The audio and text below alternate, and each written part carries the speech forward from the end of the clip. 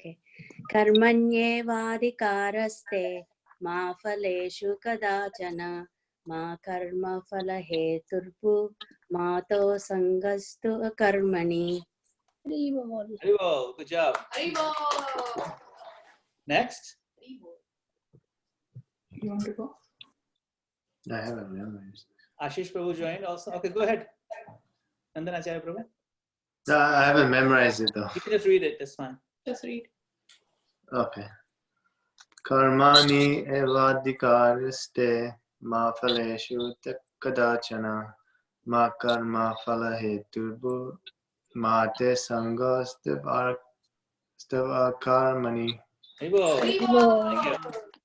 Okay, who else?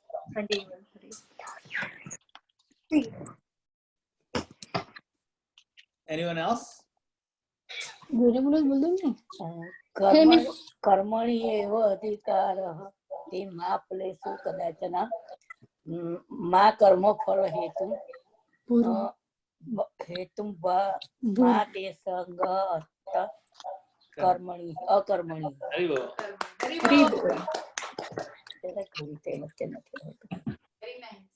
Anyone wants to sing it in the Mahabharata tune? You go ahead, Prabhu. Mahabharata? Yes. Go ahead. Karmanyevadikaraste ma phaleshu kadachana ma karma phalaheturbu ma te sangastva karmani. After that. Yeah, I had the same voice too. Goosebumps. Bonus. Yeah. Fantastic. Okay. My Krishna. Is in chapter 2, remember? Okay. So we're going to start this class. We'll do a quick recap. Let me share my screen here. And we'll talk about this verse a little bit. It's part of today's discussion.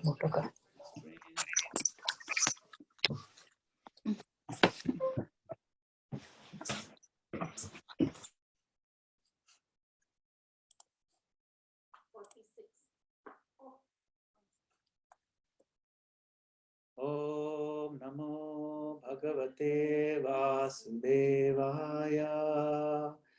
Om Namo Bhagavate Vasudevaya. Om Namo Bhagavate Vasudevaya. So, recap of what we covered the last time. Let's see if we can go to slide number 45. Okay. So we did this terminology. I'm just going to skip that.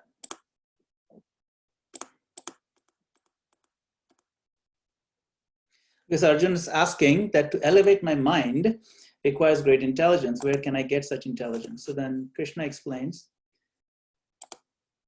that intelligence, people usually describe intelligence as something scholastic, but I'll explain it in practical ways. So practical intelligence will elevate you and liberate you from the bonds of action reaction.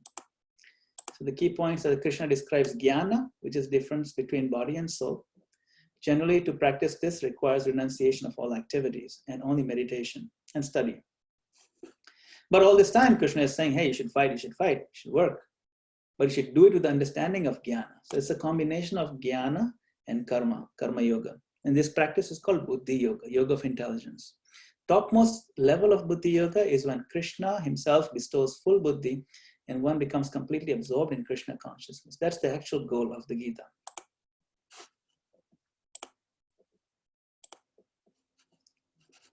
So Arjun asked, can someone like me hope to realize such intelligence, practical kind of intelligence? And then Krishna says, even a little bit of advancement, neha vikramanashasti, even a little bit of advancement in this process will free you from the greatest type of fear, and that advancement is never lost.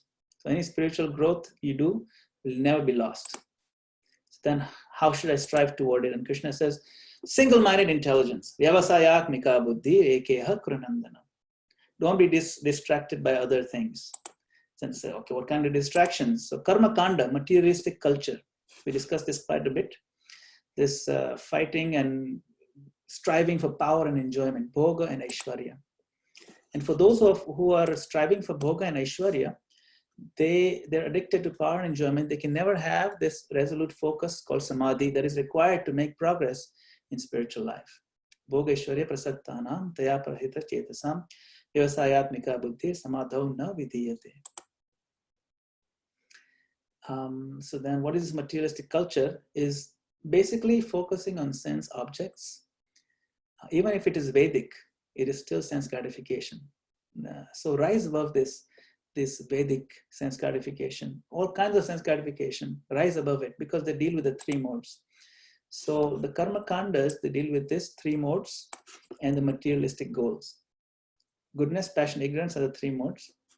Okay, we'll explore them in depth. So then Arjuna says, yeah, but see, Vedas have a purpose that they gradually reform people. And Krishna says, that's fine, but just like a well and a big body of water, right? And Krishna gives this analogy in the verse itself. Yavan artha udapane sarvata sampluto dake tavan sarveshu vedeshu brahmanasya vijanata. So whatever function, brahmanasya. So whatever function is performed by the well is available in the large kund. So one who understands the purpose of the Vedas, he doesn't need to, he's already passed through all the levels that other people who are not as intelligent, who are still addicted to sense gratification.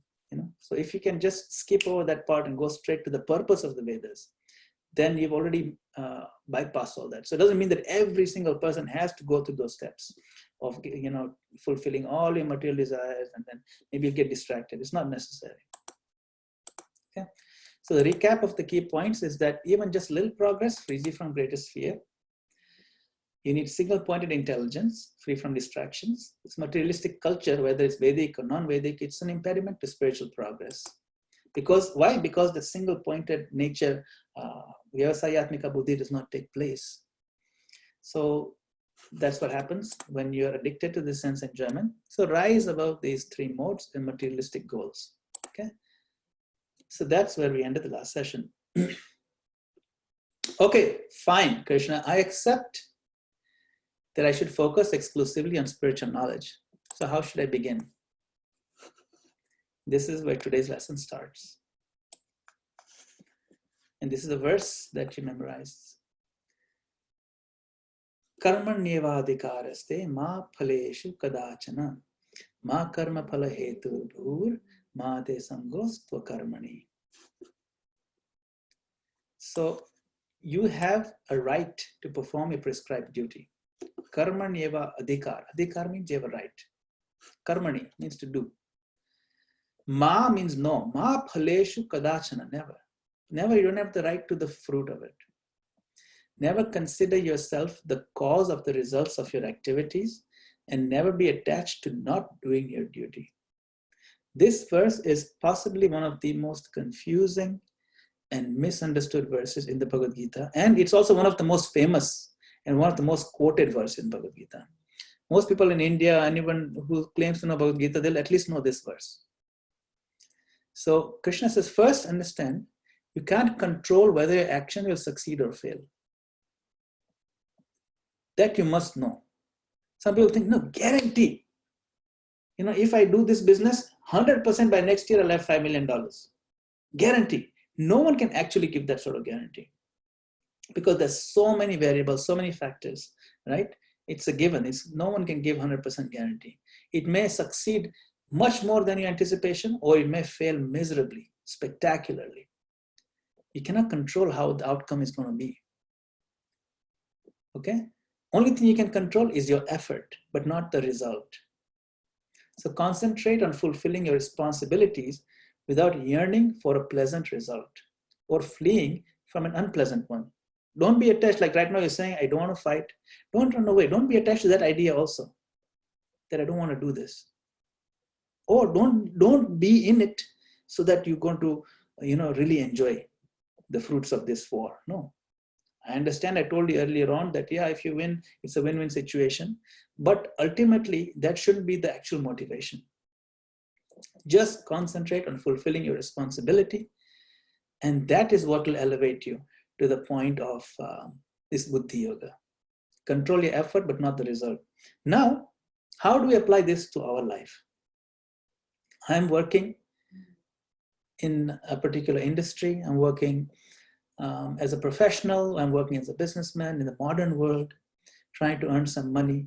That money is my fruit. I'm working for that paycheck. So how can I not be attached to the paycheck? Isn't it? So first of all, we have to understand that this verse refers to an overall mindset of having a selfless paradigm, a selfless model of working, not a selfish one.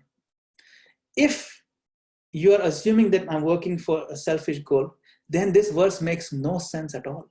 It can never make any sense. Because on one hand, you're working for a selfish goal. On the other hand, you're saying don't be attached. The whole point of working is for the fruit. How can you not be attached to the fruit? So first we have to change the mindset and recognize that I'm working selflessly. I'm working to serve somebody else. I'm working to only serve Krishna, actually.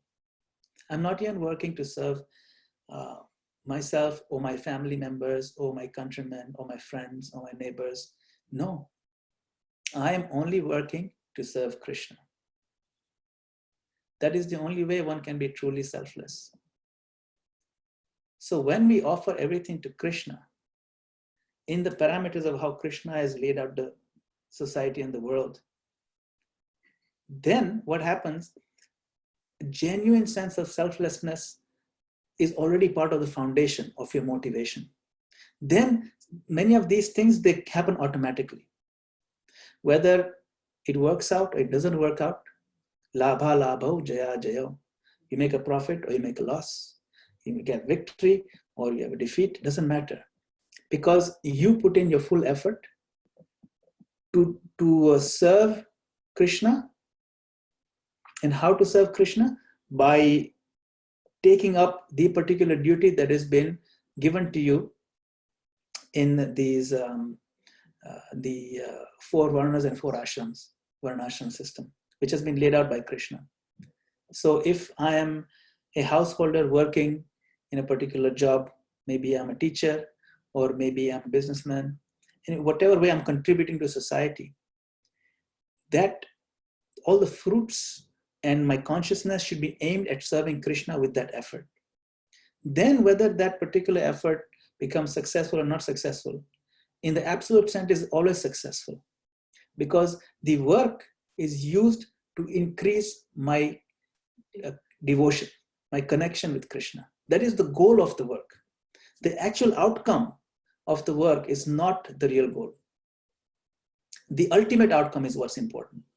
You see, so if I'm working in a factory and I'm thinking of Krishna between breaths, and I'm thinking that, you see, I'm going to make this money I'm going to buy some fruits, I'll offer it to the deity, then my family will also eat the fruits, and they'll also be strong and healthy, and they're also learning how to chant Hare Krishna, and they'll be spreading Krishna consciousness also, and maybe my son will grow up and become such and such, and he'll contribute to society in this way, and he'll also spread Krishna consciousness in this way.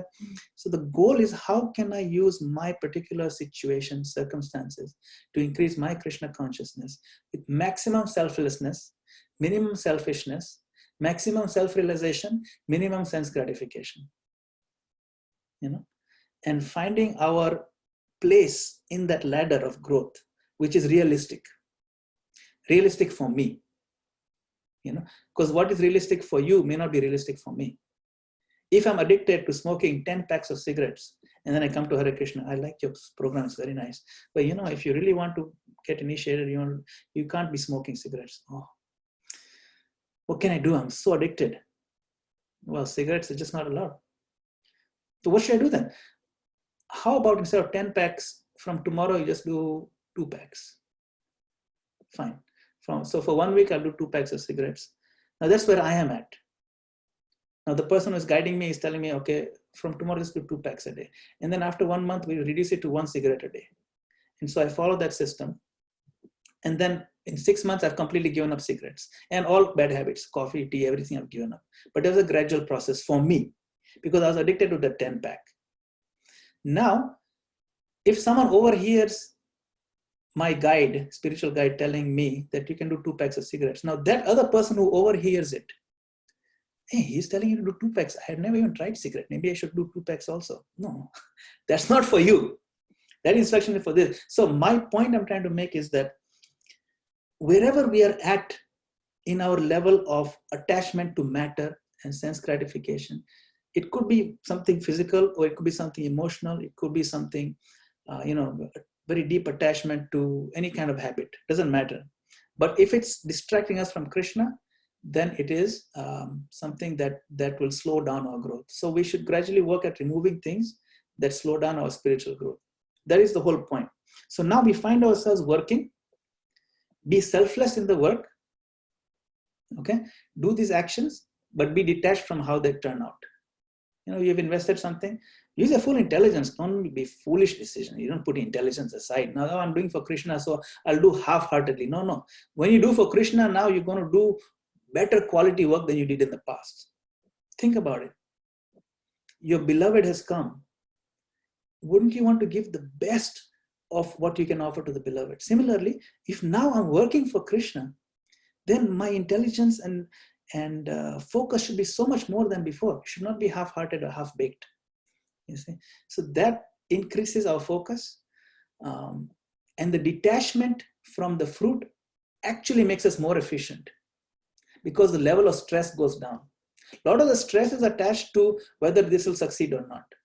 If we have given up the idea that I'm going to succeed or not succeed, it's up to Krishna. I'm just going to focus on full intelligence, making sure it tries to succeed. You see, this verse has to be taken that way. We cannot apply this verse logic if the goal is selfish. Clear? Okay. So I'll keep moving. So this is the point now Krishna is going to re-emphasize. When you have equanimity toward the success or failure of your actions, then your deeds become yoga. Equanimity means equipoise, success or failure doesn't matter. An expression of wisdom and intelligence. Try to come under the shelter of this wise attitude of work. Avoid giving up your duties when they're unpleasant, like an irresponsible and selfish fool chasing pleasure haphazardly. This is a really bad idea. I don't want to fight this. No. You're supposed to do it now. It looks unpleasant, but it's your duty. Don't be selfish. So then Arjuna asked the question, right? If I act without striving for a result, how will I get any result for my actions? If I'm not aiming strongly for it, passionately for it, then how will I even get the result?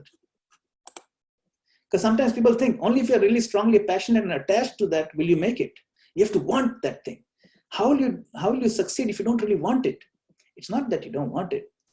So Krishna is saying, listen, if you act without materialistic motivations, you'll get no material result. Instead, you'll get a spiritual result, that is liberation. So it is not that you don't want that particular action to succeed, but you have to always be in the undercurrent of your consciousness, detached from whether it succeeds or not, because it may not always succeed. And we know that from our own lives and by looking at lives of others. Okay? And when you do that work without your own selfish materialistic motivation, then you'll actually get a spiritual result, liberation. So these selfless so-called karmas, the selfless, karmas generally bind you, but these kind of karmas, they liberate you from good and bad karma alike. So strive for this yoga. This is called the art of action. Okay? Buddhi yoga. So then Arjuna said, how can karma grant liberation from karma? I'm still not following Arjuna saying. It is a little bit tough. So it sounds like Krishna is repeating the same point over and over again from different angles. Okay. So when you don't strive for the results of your endeavors, you are released from bondage to those results. You become a great soul, a Mahatma, liberated from birth and death, and situated in a condition free from infirmity. Infirmity means, like you're not solid. So you're free from that confused state. Become a great soul.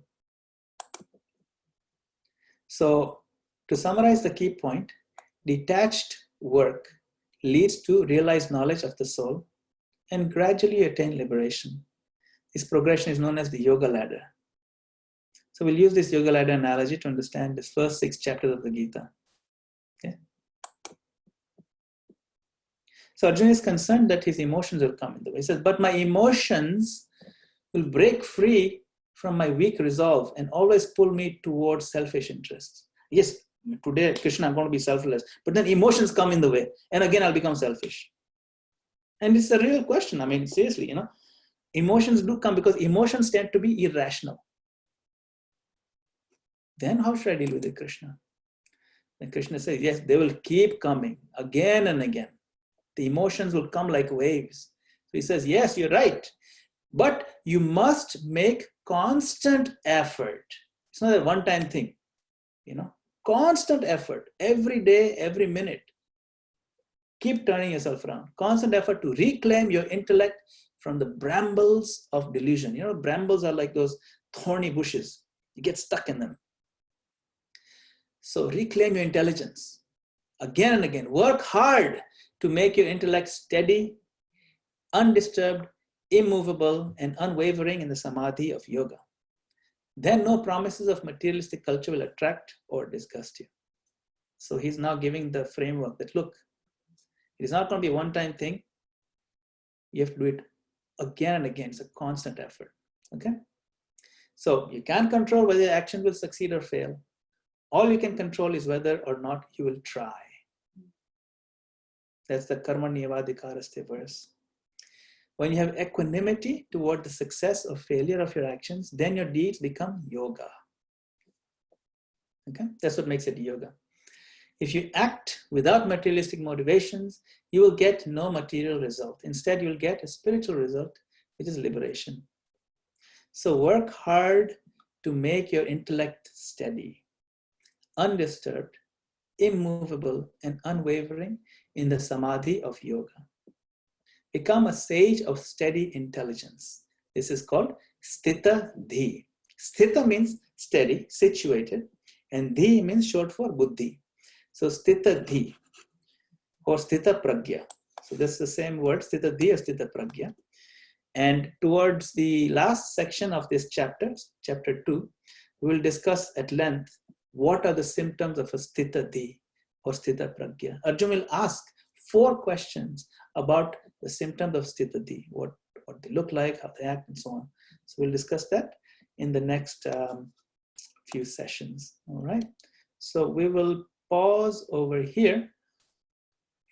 And if anyone has any questions, let's see participants. Actually, why did I pause this? Maybe I don't receive the share. I'm going to unmute everyone. So anyone have any questions? Please unmute yourself. Yes, go ahead, Priya. Like Arjuna asks the question that, like there are going to be so many situations where my resolve would waver because of emotional, things. Like say you're working, and obviously you're working because you need the money, because you need money to kind of survive and do your day-to-day activities in this world.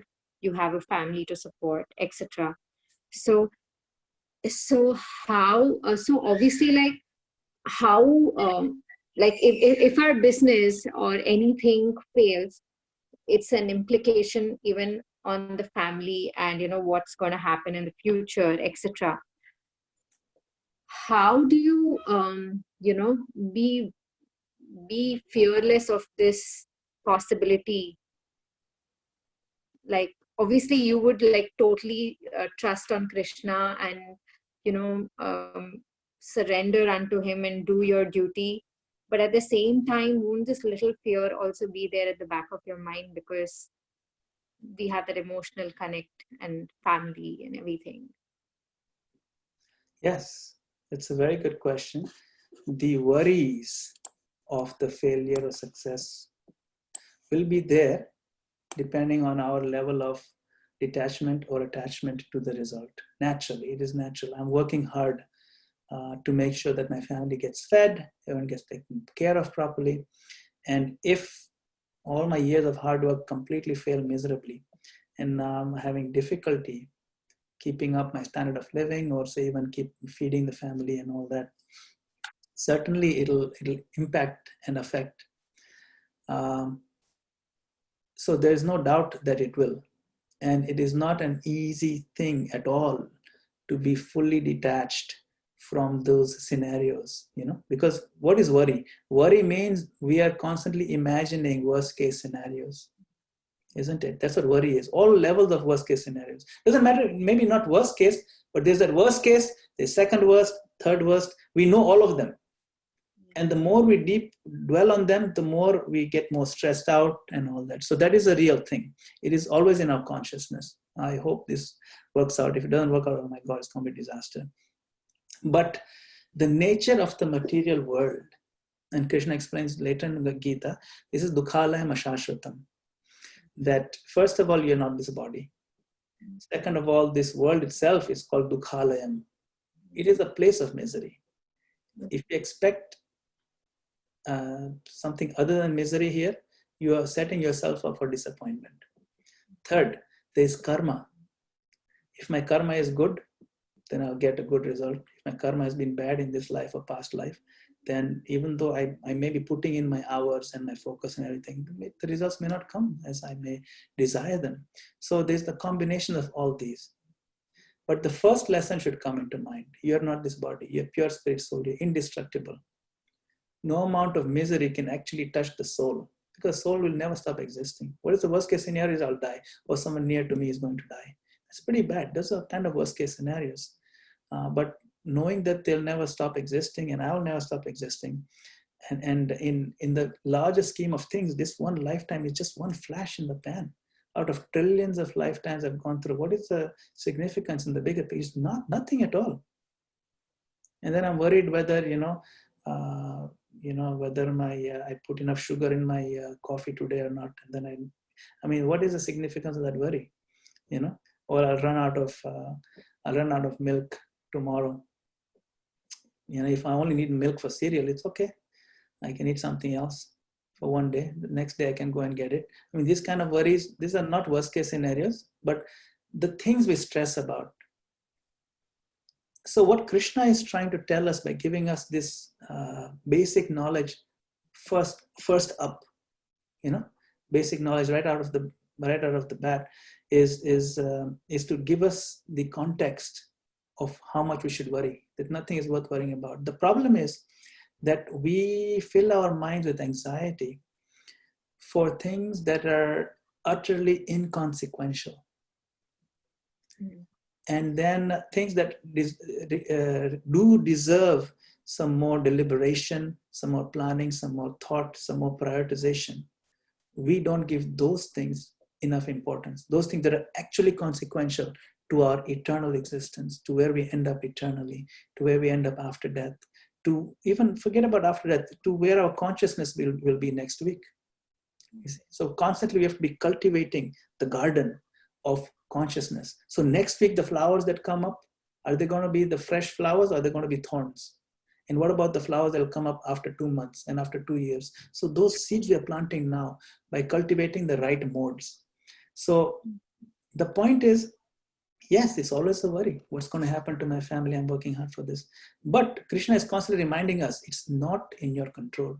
The more you think it's in your control, the more worried you will be. That's why some people are more happy-go-lucky. They say, tension lene ki cheez nahi, dene ki cheez hai. Why? That is also an irresponsible attitude. Why should I worry about anything? Who cares? That who cares attitude, where I don't want to do anything, that is also Arjuna's attitude. I forget it. I don't want to fight. Even that is not good. That's why Krishna says, don't get attached not doing your duty. Right? He says that also. So you do your duty. What you should be detached from is the idea that it has to come out this way. Outcome is not, you see. So one thing you're not allowed to get attached to is giving up. You're not allowed to give up. Second, you're not allowed to think of the fruits that they are mine because they are not yours. That is the only way you can be truly selfless in your work. Then the work can be used to make you more Krishna conscious and takes you to liberation. Okay. But this is a very deep and good There are question. two things, Yes, when you said giving up, not being not attached. not attached to the result that you want and to the fruits that you get. Are they And not attached to not doing your work. Yeah, one is not doing your work and the other is about the result. Result, you mentioned two things. One is the result that you desire it to come out, and the other is the fruit that you get. So are they both valid? Are they one and the same, or they are a little different? Result and fruit. Oh, that was a question. Yeah, for you. Oh, okay. I thought you were talking to Priya. Okay. So the result and the action itself, right? No. I follow the question. No. So when you explained that one should not be attached to giving up. To quitting, yeah. Giving up. Second, it's on the result side. So now these two options that I'm talking is on the result side.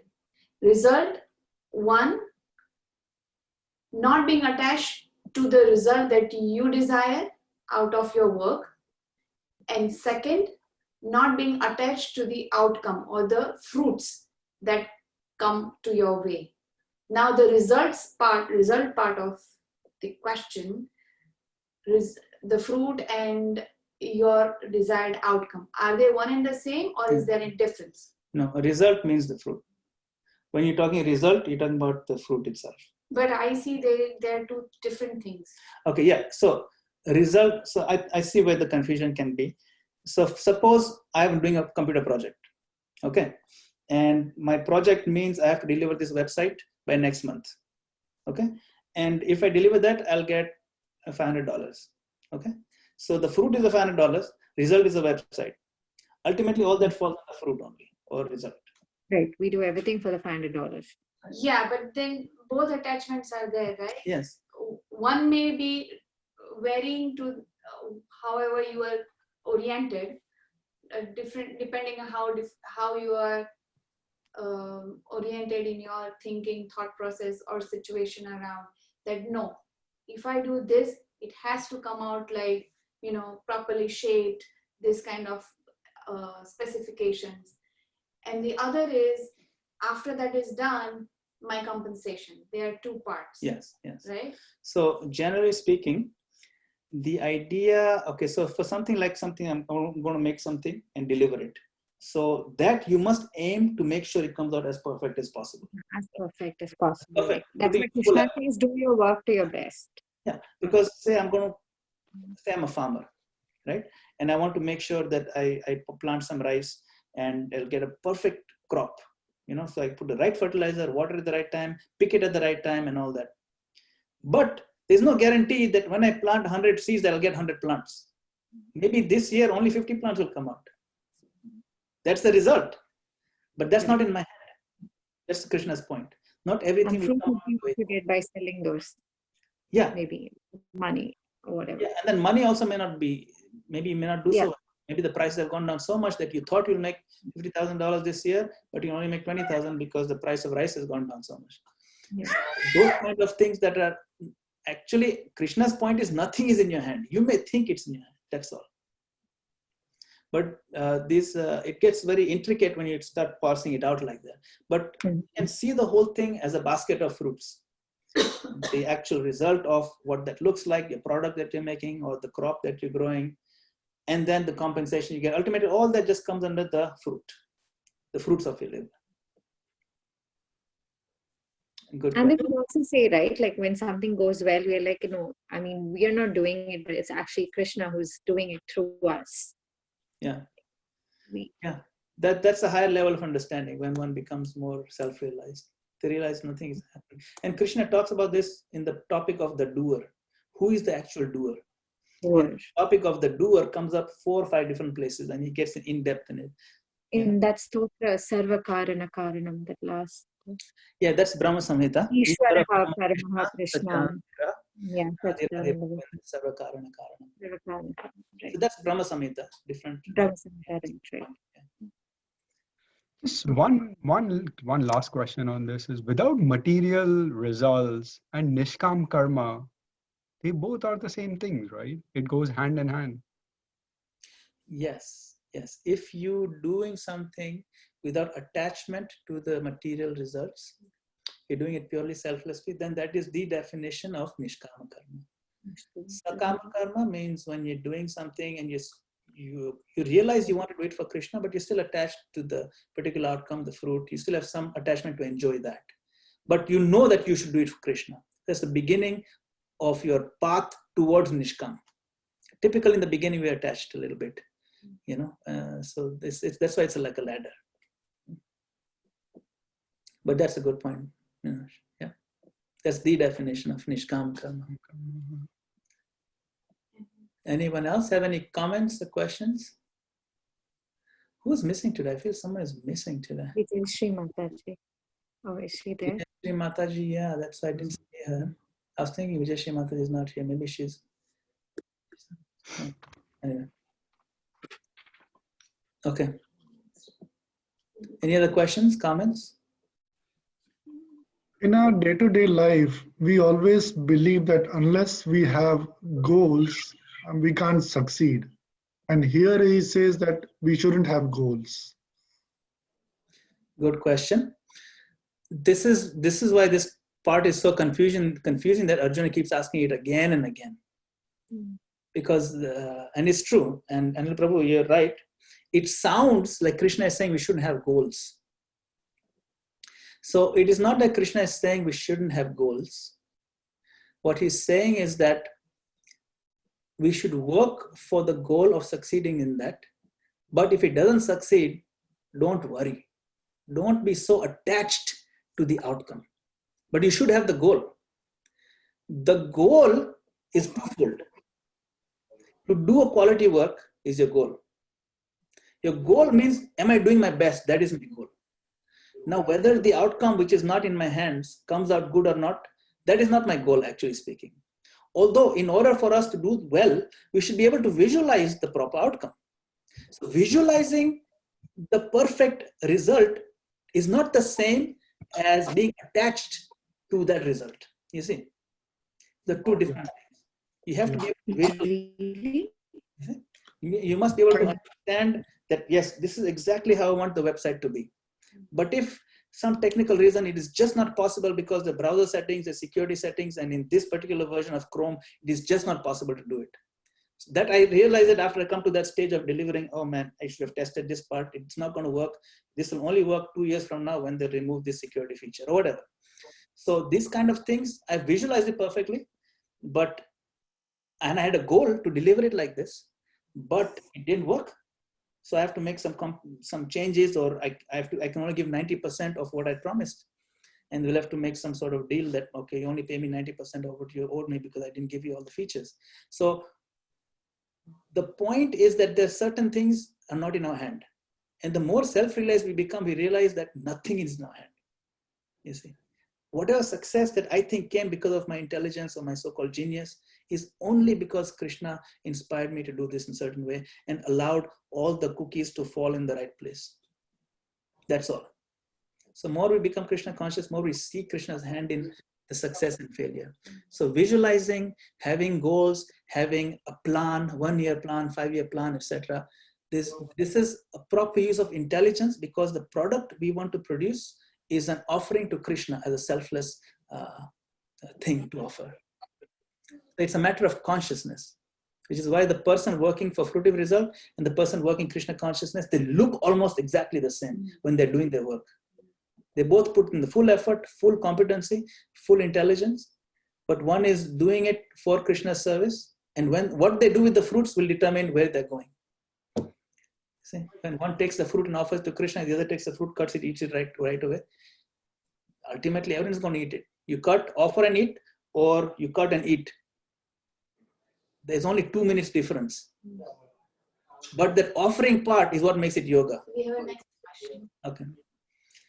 All right. So we have a guest over here, Sanmati. Can you turn on your your camera. Hare Krishna.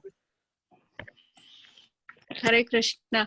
This is Padma actually. I'm just logged in using my husband's phone.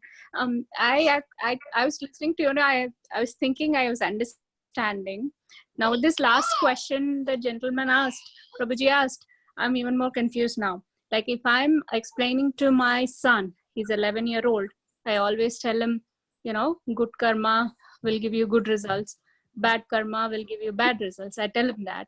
And then I also tell him, like, when you go for your exams, work hard and try hard, study well, but don't worry about the result. It's okay, whatever you get, right? How do I marry these two statements? Like, how do I explain it to a child? If I'm myself, I'm not, I'm struggling to understand. Yeah. Like on one hand, I'm saying, think of good result based on what you're doing, right? I'm telling him to think of the result. And on another hand, I'm telling, don't be attached to the result, right? Yes. So it's very confusing. Yes. So Very nice question. it's a good question, and especially try to explain to kids. You see, we can only prove to ourselves that we have understood something if we can successfully explain it to an 11-year-old child. That is the proof that we understood something. If you can explain it to a 5th grader, then means you have succeeded in understanding what you learned. So it's not easy. So are you smarter than a 5th grader? The TV show called that. Are you smarter than a 5th grader? There's a reason why 5th grade is there, because that's when a lot of these difficult questions start coming up. Very difficult questions. So very good question. And even ourselves, it's hard to verbalize it, to articulate it. And which is why even Arjuna and Krishna, Arjuna, one of the most brilliant men, he kept asking again and again, but Krishna, you're telling me just focus on this and do the work at the same time and be intelligence also, do this buddhi yoga, but you tell me work, buddhi means not working. What's going on? Okay, good question. So attachment to a particular outcome means what? It means how much anxiety will I be in if this project fails? What is the impact to my consciousness? Is it the end of the world for me? Will I end up in a complete nervous breakdown? Now, 2 people working, creating the same project, same work, one person, and both of them fail equally spectacularly, but one person completely breaks down and he just becomes, he gives up on life completely. He don't want to talk to anybody for the rest of his life. And the other person says, yeah, it's okay. Things happen. We'll just move forward. You understand the difference in outcome. When the one person was detached from the outcome and the other person was so attached to the outcome that it affected his life and consciousness substantially. So the purpose of this approach is so you don't become completely broken down by defeat. You put your full focus in it. Okay, so listen, you have math exam tomorrow. You have to study these fractions and algebra, and make sure that you put in your maximum effort. If you need help, you tell me. I'll sit with you for 1 hour tonight, tomorrow also. It's coming up. Put in your full effort. But if for any reason the test paper was so badly written that none of the kids scored more than 40%, it's okay. It's not a big deal. Or if for some reason you forgot 2 of the major questions, or you couldn't study for one of them, or you just couldn't get the question and you lost many points because of that, it's okay. It's not the end of the world. But your duty is to make sure you did your best. That is what Krishna is also saying. Your duty is saying don't worry about how the outcome will be, because outcome can be good or bad. If you worry about the outcome so much, there'll be many negative consequences. One, you think that you are the doer and you become more self-centered. 2, that anxiety level of how that outcome is going to be, not going to be, could affect your focus in the actual job itself, and could affect your outlook in life after that thing has failed or succeeded. If it succeeds spectacularly and you're very attached to the outcome, that's also a bad thing, Because now you think you did it. You'll get a big head, you'll be so proud, you'll be so overconfident. In your next exam, you'll fail because you got so overconfident in the midterm exam. Final exam, oh, I know everything. There have been many cases where midterm, the kid did so well, final exam, he failed because he got overconfident. So attachment to success and failure, that kind of emotional attachment is what the problem is. And it causes anxiety, it causes depression, it causes loss of focus. And if something succeeds, it can cause a lot of pride and a lot of false ego. That is the whole point Krishna is trying to make.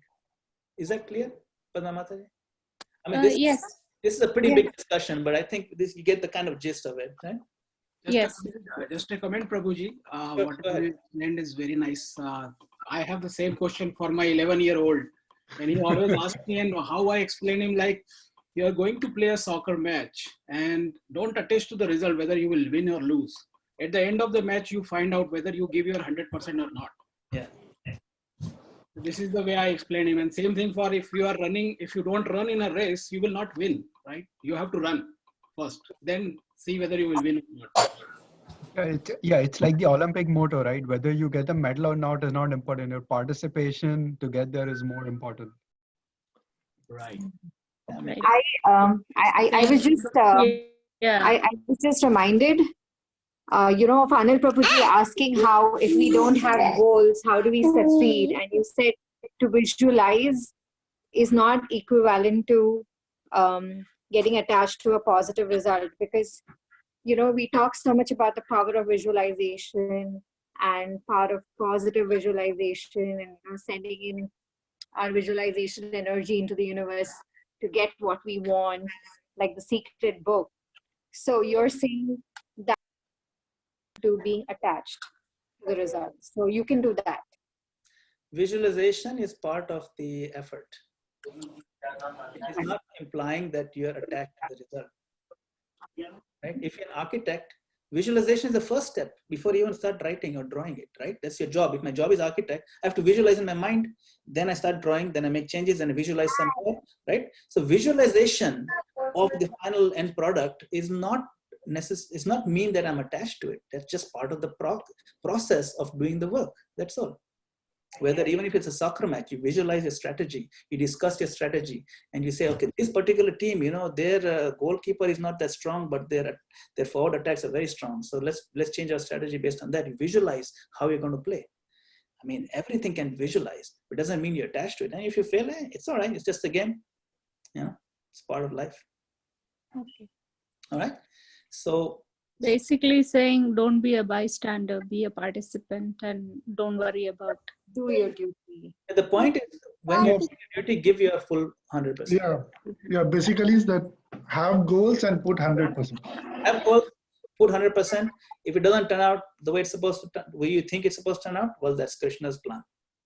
Yeah. I better next time. It's always next time. Yes. And even if it didn't succeed in this life, there's always next life also.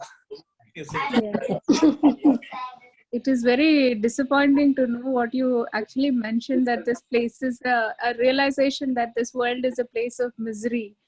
That is very hard to accept, but it is the truth. When you were talking about it earlier.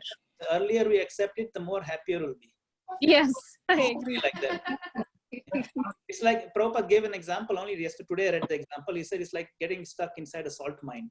Underground mine, everything is salty. Even if you breathe, you'll be salty. So salt is like the misery. And this world is like a salt mine. Everything will have some salt in it. Even the desert, everything. Okay. Hare Krishna Prabhu, just one I want to just ask, like, especially we are talking about the kids.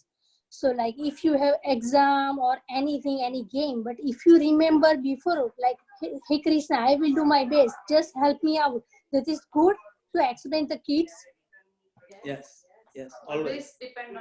Always. It's always a good idea because to ask kids to turn to Krishna for everything. Because when usually my daughter likes gymnastics, so I usually tell her, never forget Krishna, remember Krishna, and she always does that. That's it. Never forget Krishna, always remember Krishna. Krishna, yes. It does help me. And she says it does help me. It does. It helps everyone. Shreya is testifying that it helps her. And Shreya is actually a pretty advanced devotee. She understands these points pretty deeply, So, and it helps. It helps. Help doesn't mean that you'll always get the gold medal. Because now I understand. That's why I keep telling her, like, don't forget Krishna, remember Krishna. That's only we can do. That helped me. And that's helped me too. It actually helps the kids. Yeah, I think so. So My son also was telling us, because we started coming to ISKCON very recently. He was telling that I think after I started coming to the temple, Krishna has started helping me. Yeah. The exam. So it is a thought process. The moment they start realizing that, it actually trickles down into their thinking process, their actions and everything. So it is a good thing if the kids accept. That's very nice. You know how that works? Kinjal Mataji, that point you brought up, I can actually discuss how that consciousness actually leads to liberation. How that works, I'll tell you. See, at the time of death, right? At the time of death, the most intense memories of our life, they come in front of our eyes at the time of death. Okay.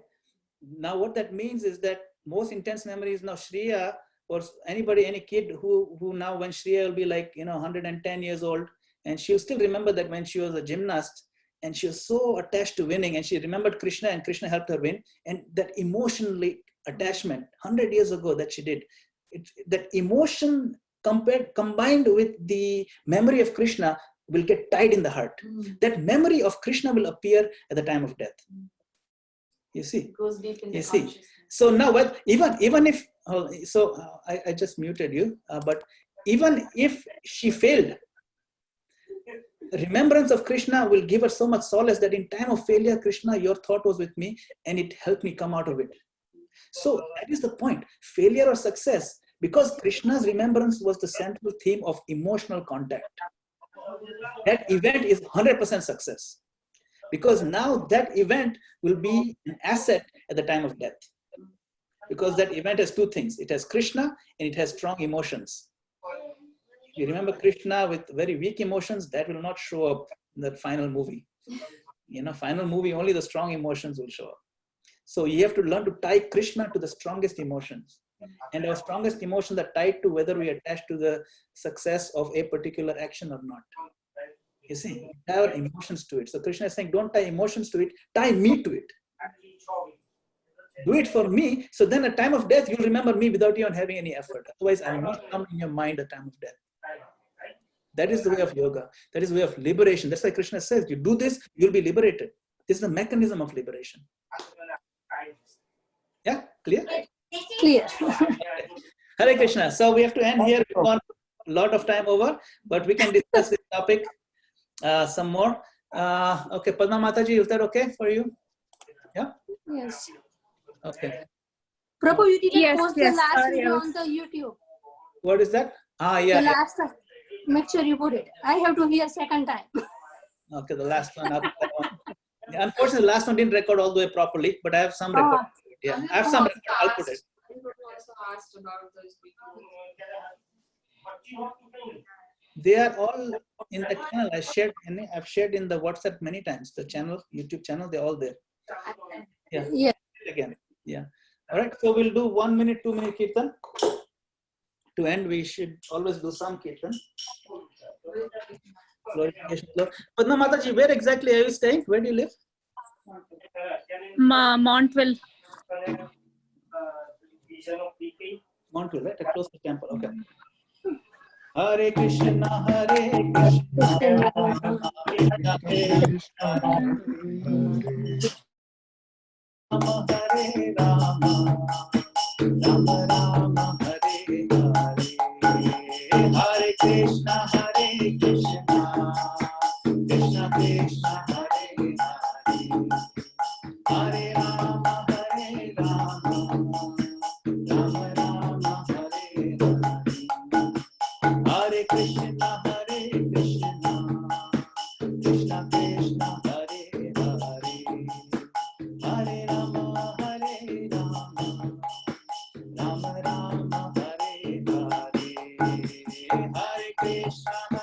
Krishna Krishna Hare Hare, Hare Rama Hare Rama, Rama Rama Hare Hare, Hare Krishna Krishna Krishna Hare Hare, Hare Rama Hare Rama, Rama Rama Hare Hare, Hare Krishna Krishna Krishna Hare Hare, Hare Rama Hare Rama, Rama Rama Hare Hare, Hare Krishna Krishna Krishna Hare Hare, Hare Rama Hare Rama, Rama Rama Hare Hare, Hare Krishna Krishna Krishna Hare Hare, Hare Rama Hare Rama, Rama Rama Hare Hare, Jaya Prabhupada, Jaya Prabhupada, Jaya Prabhupada, Jaya Prabhupada, Jaya Prabhupada, Jaya Prabhupada, Jaya Prabhupada, Jaya Prabhupada. Go Prande. Hari Hari Bol, Bol. bol. Hare Krishna, thank you for coming. Hare Krishna. Hare Krishna. Krishna. Hi. Thank you so much. Thank you. Thank you. Any homework, Prabhuji? Yeah, so we'll send that out. We'll memorize. Well, I'll give a homework for memorizing a verse. There's a few days between now and the I'll send out the verse. Okay. Okay, Hare Krishna. Okay. Hare Hare Krishna. Krishna. Thank you.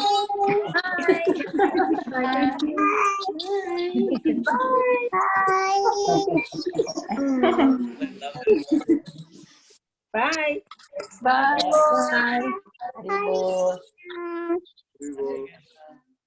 Are you saying Hare Krishna?